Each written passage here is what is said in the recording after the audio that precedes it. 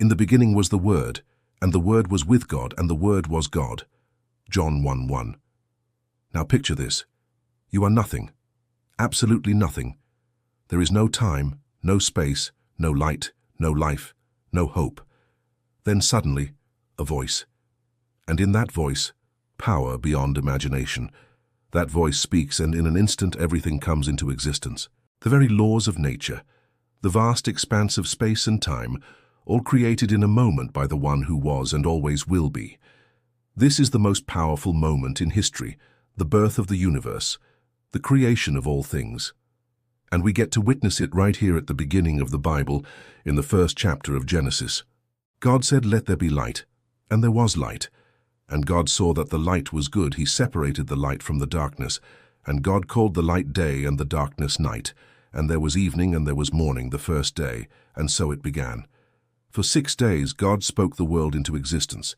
On the second day he separated the heavens above from the earth below. On the third day he brought forth dry land and seas. On the fourth day he created the sun, the moon, and the stars to illuminate the vast cosmos. On the fifth day he filled the waters with creatures and the skies with birds. On the sixth day God made every beast of the earth and every kind of wild animal. And as he surveyed all that he had made, God said, "It is good." But something was missing. The creation was complete, yet it lacked a purpose. And so God formed a man from the dust of the earth and breathed into his nostrils the breath of life.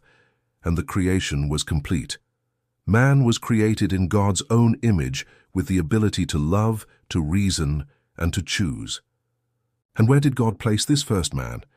In a place called Eden, a paradise where the trees were laden with fruit, and a river flowed to water the garden. And there God walked with man. There was no sin, no pain, no separation between God and man. All was well, but there was a tree in the garden, the tree of the knowledge of good and evil, which God had told man not to eat from. But a serpent, who was really a fallen angel, deceived the woman into believing that if she ate from the tree, she would become like God. And so she took the fruit and ate it.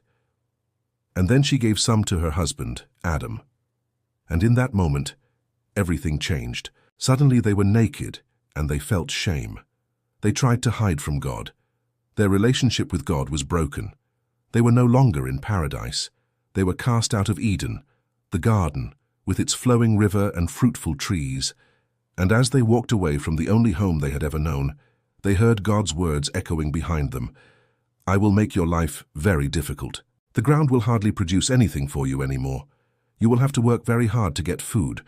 Your body will ache when you work the ground, and you will have to work all your life until you are old and gray.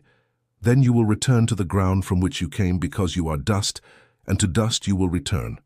Genesis 3:17-19. Man had fallen from a state of innocence into a state of sin, from a place of perfect peace into a world of pain and suffering. Everything was broken, but God in his mercy promised that one day a Savior would come and set things right again. The hope of the world rested on the promise of a Redeemer, and so it begins, the story of humanity, the story of God's people, the story of you and me. From the fall of man to the flood, to the Tower of Babel, to Abraham, Isaac, and Jacob, to Joseph in the land of Egypt, the book of Genesis lays the foundation for all of human history. It tells the story of our beginnings, our purpose, and our hope for the future. It reminds us that no matter how far we have fallen, how much our world has changed, God is still in control. He is still good, and he still loves us.